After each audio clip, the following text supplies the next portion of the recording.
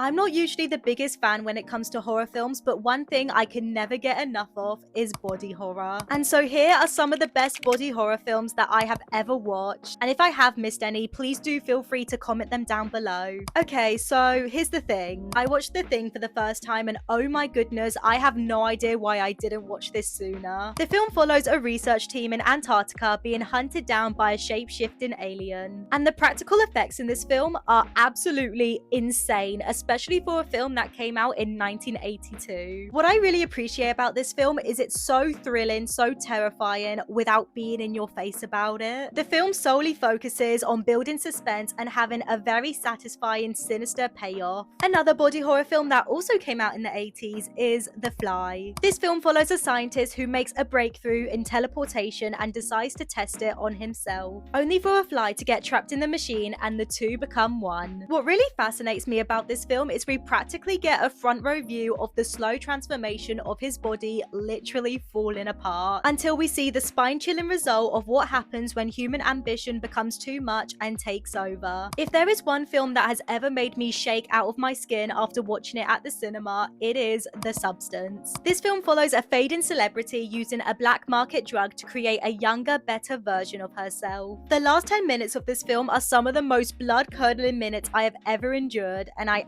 absolutely loved it. This is a film that made me so uncomfortable throughout the majority of it, but not in a bad way. It's just so inspiring to see that even 40 years later, films are still using practical effects to create some of the most nauseating moments in cinema.